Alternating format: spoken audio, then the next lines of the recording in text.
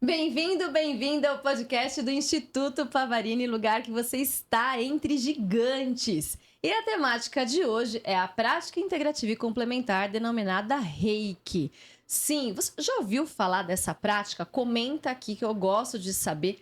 Particularmente, eu tenho a formação nível 1, precisa caminhar mais, né, Brasil? E também eu recebo muito dessa prática, isso me beneficia demais.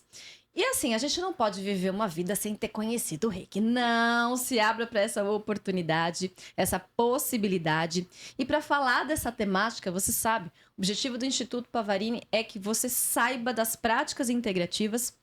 É uma escolha você utilizá-las ou não, mas é um compromisso que eu tenho com você de saber que elas existem e quais são os benefícios na nossa saúde. Você sabe que eu sou seletiva, né? E hoje tem dose dupla. Hoje tem dose dupla para abordar esse tema, Brasil. Veja bem, veja bem. É claro que na descrição do vídeo vai ter todo o currículo, porque, né, minha gente? Ali tem currículo demais para falar. Mas para que você saiba, estaremos juntos neste momento com duas pessoas, duas enfermeiras que eu sou apaixonada pelo trabalho, pela pessoa. Simplesmente Brasil, nós estamos aqui com doutora Amanda Margato e doutora Mariana Borges. Gente, dá uma olhadinha na descrição do vídeo para entender a potência dessas minhas convidadas. Sejam muito bem-vindas, doutora Mariana e doutora Amanda. Olá, boa tarde. Que gostoso. A diversão, pelo menos, vai ser garantida nesse podcast de hoje. Porque assim, só para você saber, o que a gente já riu antes de começar esse podcast... Só para você saber. Com informação, melhor ainda. Exatamente. Então, muito obrigada pelo tempo de vocês, pela disponibilidade. Eu sei que é sempre um desafio. A agenda de vocês é super comprometida, inclusive com as práticas integrativas, inclusive com o Reiki. Então, muito obrigada pela disponibilidade de vocês. E terei aceitado, assim, de bate-pronto, porque... a gente não tinha nem desenhado muito podcast, vocês aceitaram. Obrigada. É um prazer enorme, assim, falo por nós, né? Obrigada a você pelo convite, é uma honra. A gente também te admira muito, seguimos você, aprendemos com você. Então, essa partilha de hoje aqui vai ser uma via de mão dupla, né? Tripla! Uma via de mão tripla hoje. E todo encontro, né, Thalita? É sempre essa alegria, essa leveza, então é sempre muito bom, a gente agradece demais. De fato. Para você saber, você já curte aqui, gente, já compartilha com quem gosta do Reiki, coloca a setinha e já compartilha e volta para cá pra gente continuar nesse papo gostoso, que a gente vai entender mais sobre o Reiki, inclusive, Brasil, elas são autoras do capítulo de Reiki, do Manual de Práticas Integrativas e Complementares, que eu tive a honra de coordenar, que eu vou deixar o link na descrição para você baixar. Então, você entendeu que a gente tá falando de evidência científica, né? Tá, então tá bom, é disso que a gente vai falar também nesse podcast. Mas eu queria começar com uma pergunta anterior. Doutoras, Reiki é o quê? É importante começar pelo começo mesmo, né? As definições ajudam a gente a esclarecer um pouco sobre as práticas, né? E reduzir um pouco várias confusões que a gente escuta por aí. De maneira resumida e mais simplificada, o Reiki é uma terapia energética, sem vínculo religioso, que tem como principal objetivo estimular os mecanismos naturais, né, intrínsecos, de proteção, de reabilitação nos processos de adoecimento, mas também de prevenção e promoção da saúde. Né? É uma técnica que vem ao encontro de harmonizar e equilibrar o nosso sistema bioenergético. É uma técnica que utiliza energia cósmica e energia vital e que, por imposição das mãos, né, por mãos estendidas, ela é canalizada nos centros de força, que a gente chama, que são os chakras, os principais chakras, né? E que isso, à medida que a pessoa vai recebendo essa terapia de maneira sistematizada, com uma frequência bacana, ela vai começando a perceber melhoras na sua qualidade de vida relacionado a todos esses efeitos que é possível através do Reiki. É uma técnica japonesa, né, que foi aí canalizada pelo mestre Mikao Usui, né, originalmente, e ela se estende aí para todo mundo, né, no contexto aqui do Ocidente, na década de 1960, ela chega aqui no Brasil, né, e aí ela se difunde de maneira tímida, hoje não mais, mas ela se difunde como uma resposta, né, especialmente porque as pessoas conhecem o reiki a partir da prática na comunidade, não dentro de hospital, não dentro de unidades de saúde, não dentro de consultórios terapêuticos, mas a partir da comunidade, né? Então, isso começou a se difundir e hoje o reiki está aí presente no Brasil inteiro, em todos os cenários. Minha gente, mas foi uma aula logo de cara. Mas foi uma aula assim, quando a pessoa domina, vocês entenderam por que eu as trouxe? Quando a pessoa domina, ela simplesmente, ela fala toda a definição assim, numa conversa, entende? Ah, é maravilhoso demais. E você trouxe um dado tão importante, que é uma das perguntas que comumente eu ouço em relação ao reiki, de quem ainda está entendendo quais são as práticas integrativas, que é: tem vínculo religioso? Tem alguma associação com a religiosidade? Porque isso, às vezes, se torna um fator de vou me permitir essa prática ou não, né? Então, existem algumas questões relacionadas que às vezes as pessoas se afastam. E você já esclareceu, não tem vínculo religioso, não é mesmo? Não tem, Thalita, você tem razão, né? O que o reiki proporciona é o fortalecimento da nossa dimensão espiritual e não necessariamente a religiosa.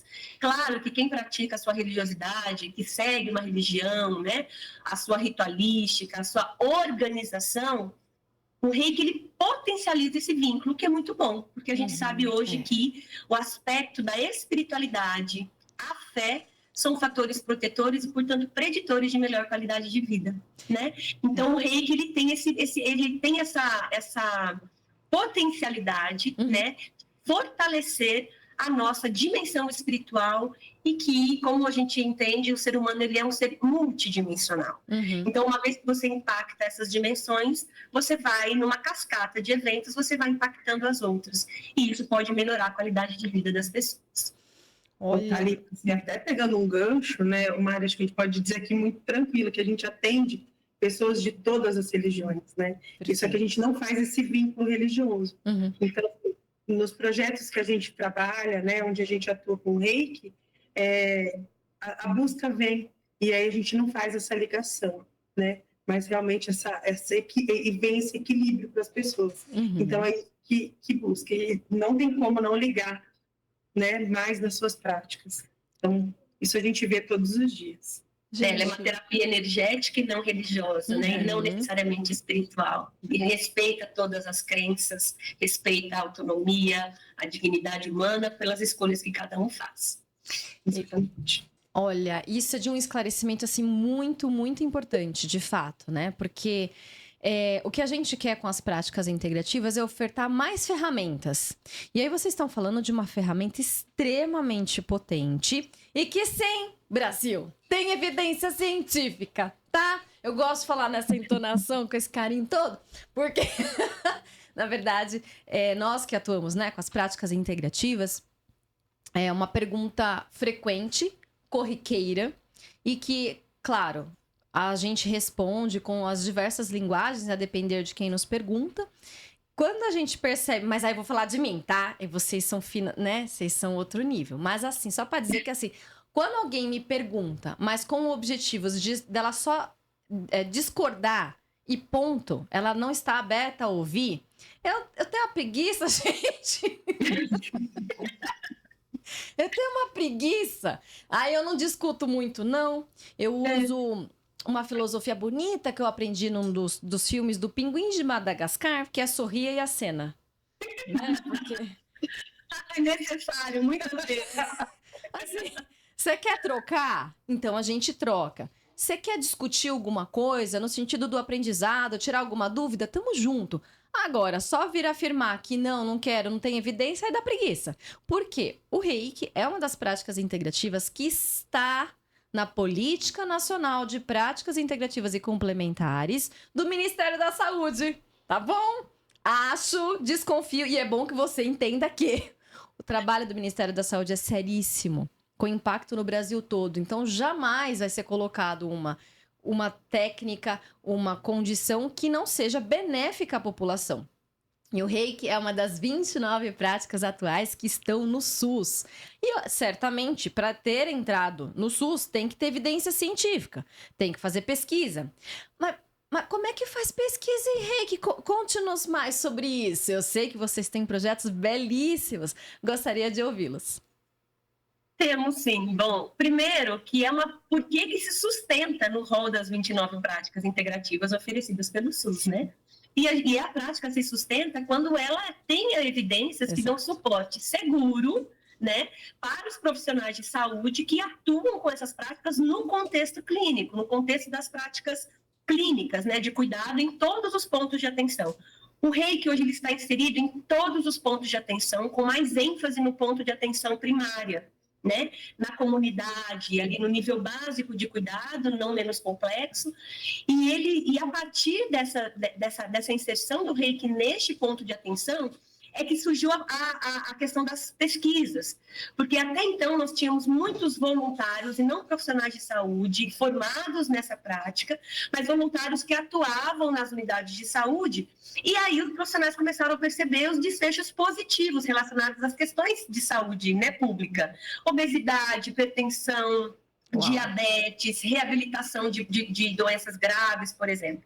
E foi então que começou-se a questionar, né? Mas o quanto o Reiki pode ser contribuição nos desfechos clínicos. E aí a gente trouxe o Reiki, hoje ele já está inserido no contexto das pesquisas de uma maneira muito forte.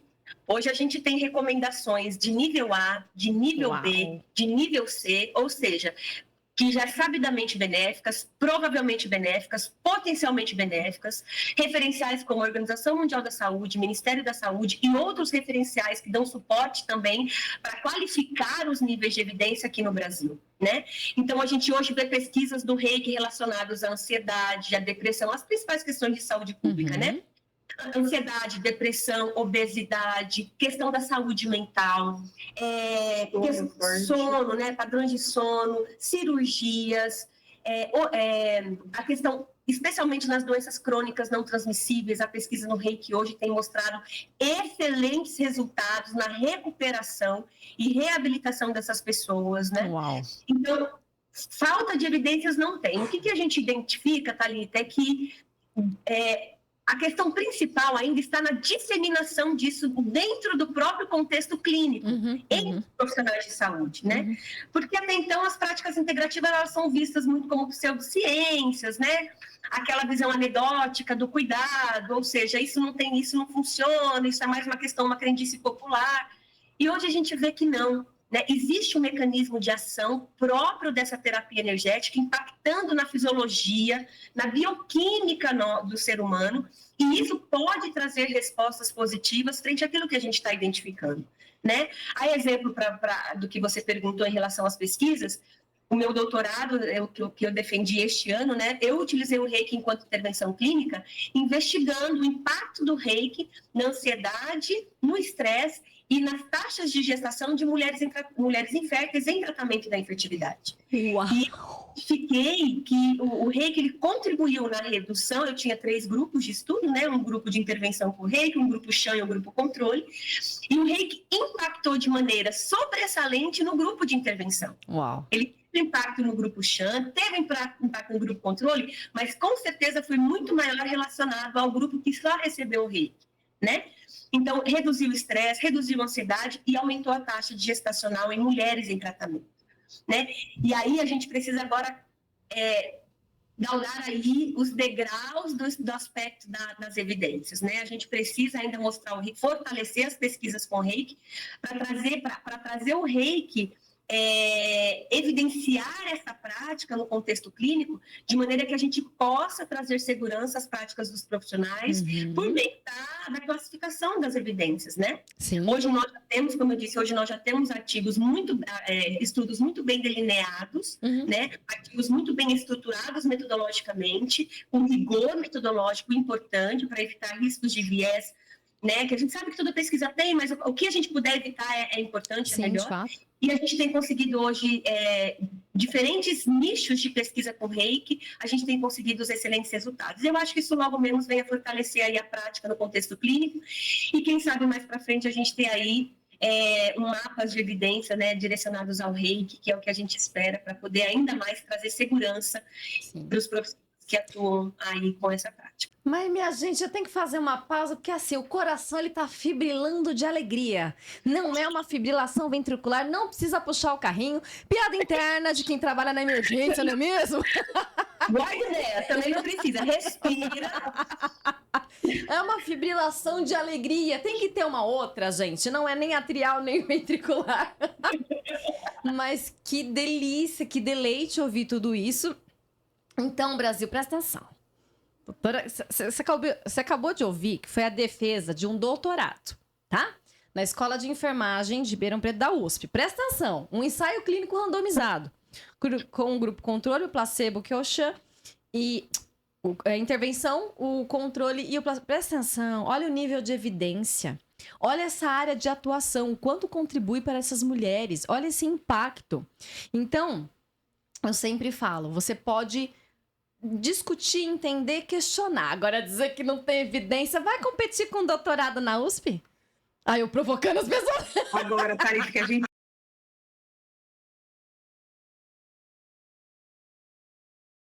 infertilidade. Sim. É como se elas fossem, assim, olha, é baseado em evidências. Sim. E aí elas vêm cada vez mais, elas buscam. Então, assim, eu não sei se é coincidência, se as coisas vêm caminhando, né, Mário? Mas as mulheres em tratamento de infertilidade têm trabalhado, têm procurado o nosso grupo para buscar essa assistência, assim. E eu vejo muito desfechos positivos, e tem sido muito, assim, a gente consegue colocar na prática, né, Mara, assim. E nós, a cada vez mais, Thalita, a gente busca aprimorar metodologicamente os estudos. Então, a gente olha o que foi, lê os outros estudos, e, assim, a ideia é que acho que vai explodir daqui a um tempo, que a gente agora está na parte de alguns estudos metodológicos, e a gente ainda vai avançar com outros.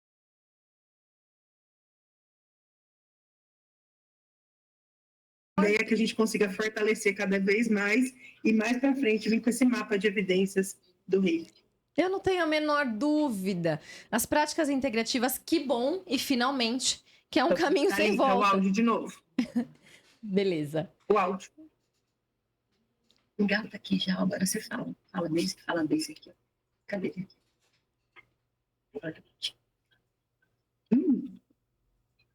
Mas vamos ver se a gente consegue engatar. Estão me ouvindo agora? Voltou, Thalitinha. Voltou? Desculpa a gente parar. Tá bom. Fique tranquilo. Agora tá ouvindo bem? Tá. Beleza.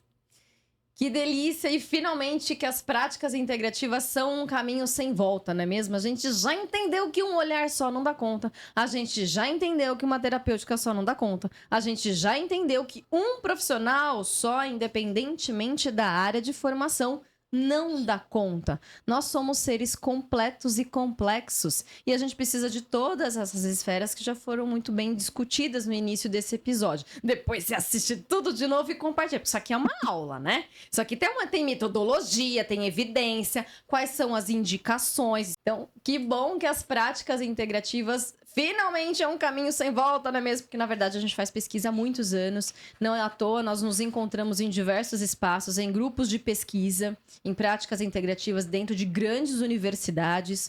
Nós nos encontramos na elaboração de pesquisa, de manuais, na realização. Então, é esse lugar de fala. É claro que você pode ser inserida nas práticas integrativas em vários espaços. Na docência, na pesquisa e na aplicação clínica, porque é muito importante essas discussões para dar a segurança para o profissional. É claro que segurança do paciente é a máxima. Nós, profissionais da saúde, a gente faz um juramento que é visceral de ter o respeito e de levar segurança. Então, isso é um pressuposto básico. Mas a gente também tem que pensar na segurança do profissional. Isso o Instituto Pavarini fala com frequência. Porque não é porque é prática integrativa que você não sistematiza, que você não faz uma anamnese, que não tem uma indicação, que não tem uma contraindicação, que não precisa das evidências. O raciocínio é o mesmo. O que muda é a terapêutica apresentada, como a questão do reiki nesse caso. Mas eu queria ouvir mais. O que mais que vocês estão fazendo de pesquisa com o reiki? Eu gosto de saber. Conte para nós. O que nós temos planejado de algumas pesquisas, tá, Thalita? Ainda relacionado à dor oncológica. Uau. E nós temos um projeto de extensão universitária, que nós começamos a aplicar na comunidade da escola de enfermagem. Hoje a gente já estende, a gente consegue atender grande parte da comunidade da Universidade aqui de São Paulo, de Ribeirão Preto. Né? Então, nós ofertamos o reiki para os alunos de graduação, pós-graduação, docentes, servidores. Então, todo mundo, né? Às vezes vem pessoas do hospital ou do hemocentro, então, de vários lugares de dentro da comunidade receber reiki na escola de enfermagem. A gente tem uma sala e nós conseguimos atender, né? Nós começamos com 2 reikianas, que era eu e a Mari.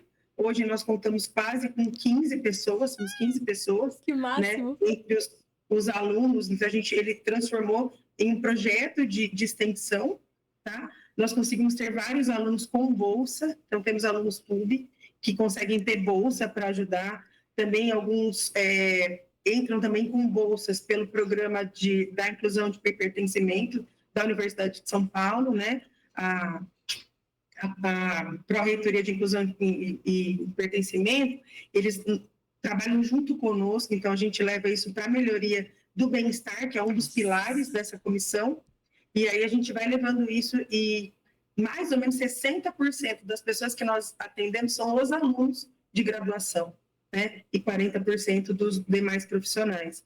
Então a gente contribui muito, principalmente quando a gente olha para as questões de saúde mental das pessoas na universidade. A grande maioria vem por essas demandas, sim, alguns por demanda de equilíbrio, mas a gente consegue atender grande parte das pessoas, né? E cada vez a gente consegue se ampliar mais. Eu acho importante isso, Thalita, porque esse projeto é um grande banco de dados. Uhum. E a gente quer transformar isso, de fato, mostrar em forma de pesquisa científica o quanto essa prática, de maneira adjuvante, né, seja ali quem já está fazendo tratamento, seja para a manutenção do bem-estar ou da qualidade de vida, é mostrar o quanto essa prática pode contribuir para justamente trazer esse estado, né, de mais equilíbrio, de harmonização, de centramento e de saúde, né, de saúde de uma maneira geral. Então, a gente espera que esses projetos que a gente desenvolve, né, e também levando isso para a comunidade, formar um banco de dados bastante sólido, que nos dê condições depois de pegar esses dados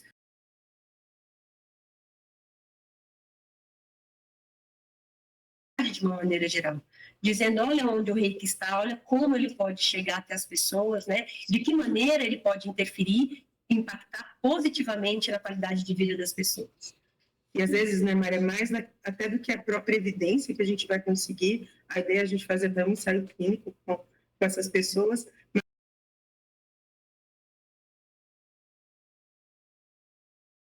Terapeutas, hoje a gente consegue expandir mais, a gente consegue até ir para outros lugares, e nas nossas agendas não tem vaga, então assim, é muito difícil de conseguir vaga. Então a procura dentro da universidade ela é muito grande. Uhum. Né? Então, a gente está na escola de enfermagem, hoje vem gente de vários cursos, nos procuram, e são todos acolhidos.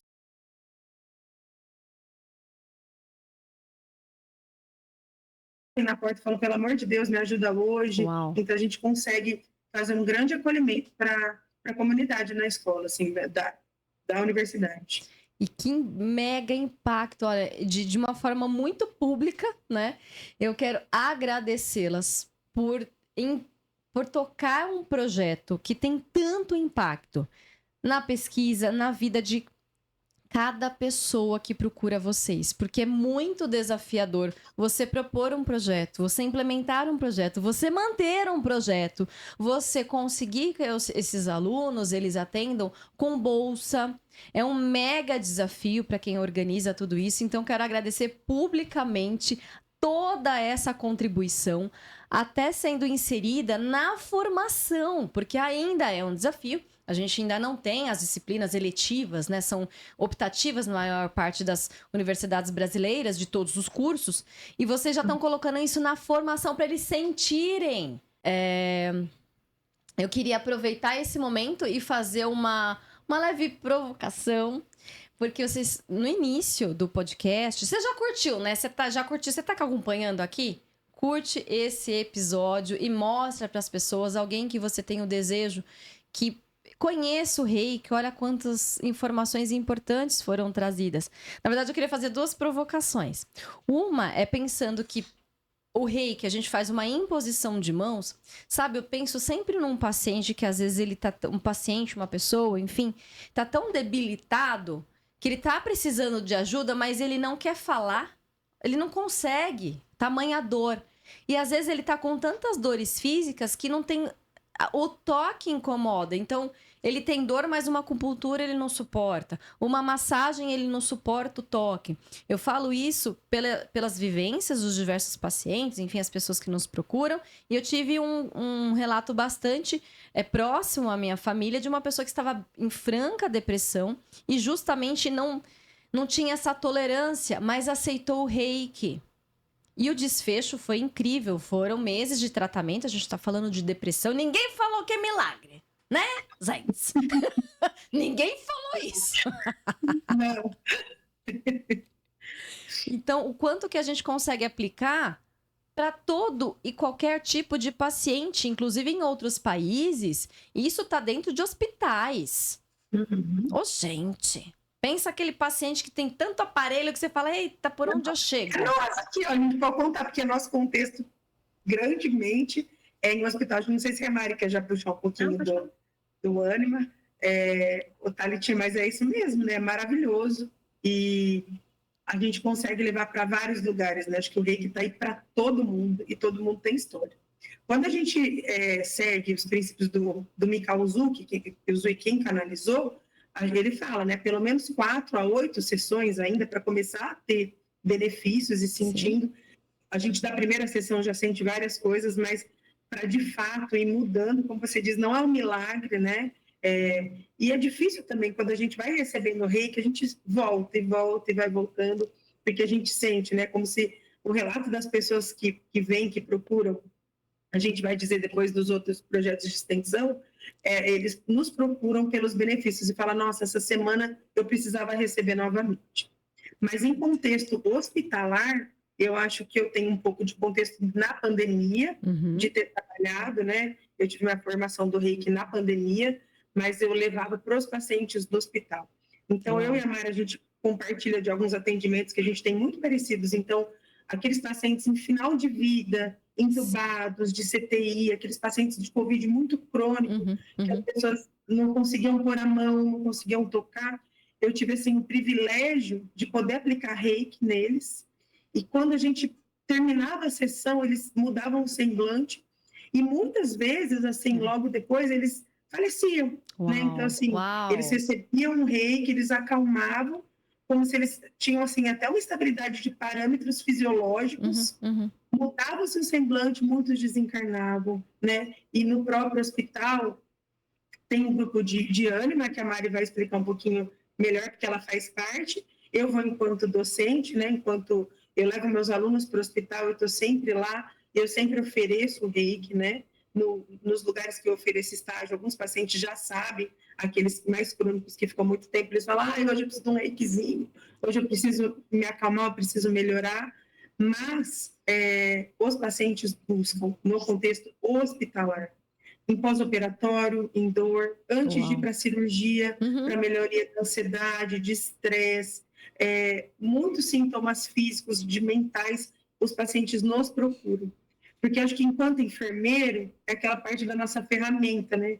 A gente consegue ampliar a terapia que a gente pode levar para o paciente. Sim. Então, eu estou tratando, eu sempre falo assim, eu não consigo, eu não vou pegar uma veia, né? Então, se eu vou fazer um procedimento, ou se eu vou dar um banho, se eu vou fazer um cuidado, eu tento avaliar o meu paciente o mais multidimensional que possível.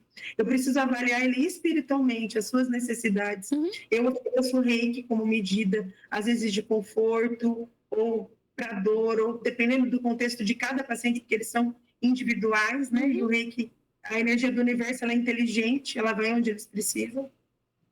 E aí eu acho que a gente amplia a nossa repertório terapêutico mesmo. Sim. A gente consegue oferecer um cuidado diferente, né? Acho que se a Mari quiser trazer um pouquinho da experiência do Ânima, da capelania, acho que isso soma no... Isso, eu faço parte do grupo Ânima de Terapias, Ânima Terapêutica, que é um grupo de terapias integrativas que é oferecido aqui no Hospital das Clínicas, da Faculdade de Medicina aqui do campus de Ribeirão. Existem outras terapias, né, incluídas, mas o reiki é uma delas e eu vou ser ousada em dizer que é a mais pedida, que é a mais solicitada, assim, não só pelos pacientes que recebem o cuidado, mas pelas equipes de saúde, né? O reiki, e aí nós somos em quase 300 reikianos. Uau! Que atuam em todos os períodos do dia, ou seja, 24 horas mesmo, é manhã, tarde, noite, inclusive de madrugada quando precisa, 7 dias por semana. E há uma escala, um revezamento de reikianos, eles estão em diferentes setores, né? Eu atuo na reprodução assistida com mais frequência, que é onde eu fiz o meu doutorado, e foi lá que eu comecei a desenvolver o trabalho voluntário.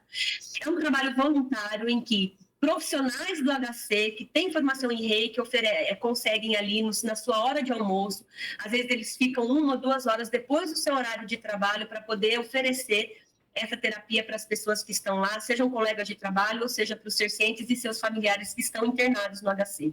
Então, é um movimento, Thalita, assim, que hoje já é percebido pela gestão, hoje é percebido pelos gestores, né? Não só do HC, mas os gestores de saúde.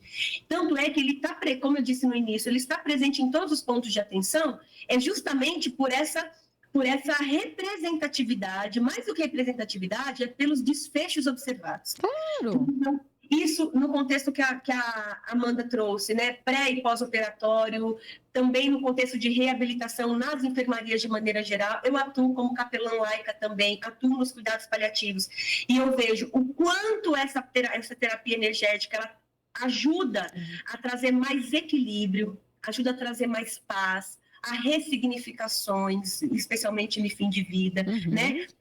Vínculo terapêutico, porque ele atua no estado mental, ele impacta no estado emocional, e isso certamente vai trazer um desfecho comportamental.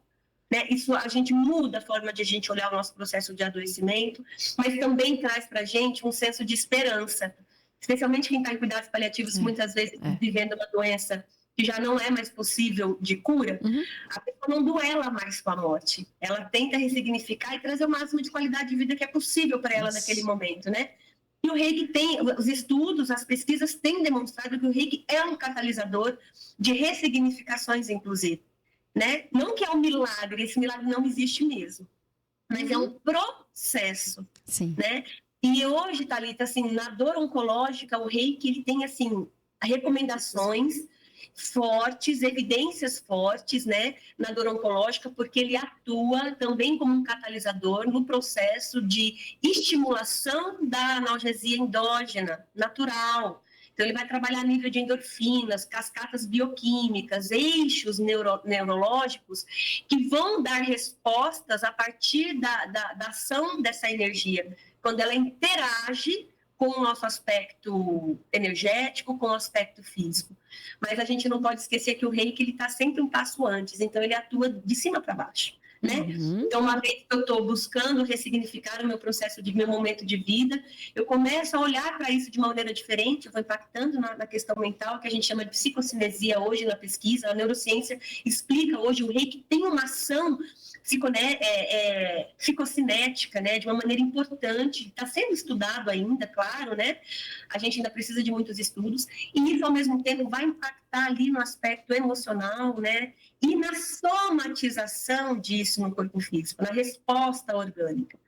Então, temos aí uma terapia segura, de baixo custo, né, que não precisa de muita intervenção, não precisa de muitos recursos, né, e uma terapia eficaz e eficiente, né, que não faz mal. A única contraindicação que a gente tem hoje na literatura e baseado nos fundamentos do Reiki, ela é muito específica e ela é muito pequena perto dos benefícios que o Reiki pode proporcionar em diferentes contextos, tanto na questão da manutenção da saúde, quanto na reabilitação do processo do adoecimento.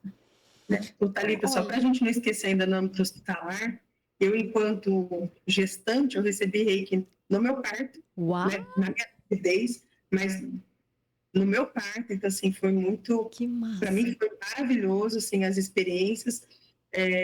Então, assim, ele está muito inserido, né, Mário, na saúde da mulher, no puerpério, né, ajuda para leite, assim, na mama, nas crianças, mas na gravidez, no parto. Então, assim, é possível ser usado em diversos locais, né? Acho que basta a gente estar pronto para oferecer e a pessoa para receber. Então, assim, as equipes de saúde podem investir muito nessa formação, porque dá para usar para muitas coisas. E os pacientes têm essas necessidades que vão além das intervenções, da doença. Exato. A gente precisa olhar de uma forma maior. Sem contar também que ele atua na questão do autocuidado, né? A gente se auto-perceber aonde eu preciso, como eu preciso. Autocuidado, autoconhecimento, são processos educativos também de saúde, né?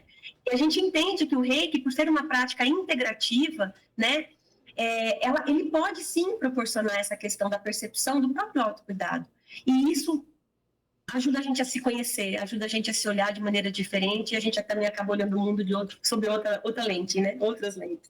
Ou seja, né, meu Brasil, se você que está ouvindo tudo que foi falado, e meu coração, agora ele tá difícil porque a gente tá se encaminhando pro fim, né? Agora doeu porque eu já tinha umas 30 perguntas a mais para fazer. Vocês vão ter que voltar, assim, entendeu? Vocês vão ter que voltar. Porque não deu tempo de abordar tudo. Mas eu particularmente, como eu falei no começo, eu recebo Reiki com frequência. Não vejo a minha vida sem... Primeiro que eu não vejo a minha vida sem práticas integrativas. Para começo de conversa. Para começar, não vejo possibilidade. E segundo, os benefícios que eu já senti, vez em sempre, né? Ou seja, todas as vezes é uma técnica que eu saio realmente muito bem, recuperada e pensando em todos esses aspectos. E aí, puxando esse gancho do autoconhecimento, quando você se permite um tratamento, uma condução com a prática integrativa, ela de fato te dá um GPS interno para você falar assim, acho que eu preciso voltar para essa prática antes que você tenha um desfecho físico, algum comprometimento maior, ou você resgata em algum momento. Então, de fato, as práticas integrativas te trazem esse GPS do autocuidado, né? Você vai entendendo a sua bula, como que você funciona, né? Você já recebi Reiki à distância, porque sim, isso é possível, Reiki presencial. Então, os benefícios são incríveis e existem diversos setores, né, hospitais que fazem a utilização do Reiki. E o que eu gostei muito desse exemplo, desse projeto que é incrível, mas eu gostaria, assim, veja que é estratégico. É uma defesa minha, ninguém precisa concordar comigo, que a gente não pode manter um serviço de saúde na base do voluntário. Mas o voluntário, ele é estratégico. Começou a fazer movimento... Começou a despertar a gestão, trouxe para a pesquisa, reitera as evidências científicas. Aí a gente está construindo toda uma base sólida para falar, eu preciso de um profissional para isso, que a função dele seja relacionada aí à utilização das práticas integrativas. Eu não sou contra o voluntariado nas práticas integrativas. Eu sou contra a manutenção para todo sempre. Aí não, gente, aí você não me irrita porque tá na política. Para começo, para sensibilização, para entender que aquele lugar tá fechado, aí você entra. Eu costumo dar o exemplo do meu projeto de mestrado e doutorado, na qual não tinha abertura para as PICs. Quem atua nas PICs já sabe essa história, né? Não tinha abertura para as PICs. Mas é muito difícil uma instituição falar não para uma pesquisa metodologicamente com um desenho muito bom. Então, a gente também se utiliza, não apenas para a gente conseguir as evidências científicas, que lógico que é o bem maior, que a gente contribui para a sociedade, mas também pra gente entrar, né, gente? Vamos ser estratégicos, gente, pelo amor de Deus. Você não pode assustar com o primeiro não. Quantos não vocês já levaram, gente, para falar de projeto aí? Não. Mas esse é o caminho. A gente começa, a gente tá lá. Agora as coisas vêm caminhando, mas a gente precisava instituir, começar, né? Quando a gente iniciou na instituição, o diretor mesmo do serviço, ele falou, ó, vai ser um projeto piloto. E agora é produzir evidências do que nós fazemos e de tudo que a gente vê, né? Mas eu acho que tem vários caminhos. Uns começam com a pesquisa, outros começam aplicando, e nós começamos nesse sentido mesmo de começar. Porque fora isso, né, Mário? A Mari e eu, a gente é voluntária de um templo, que também, enquanto reikianas, né, que a gente leva para a comunidade, tivemos experiências maravilhosas dentro de casa de passagem.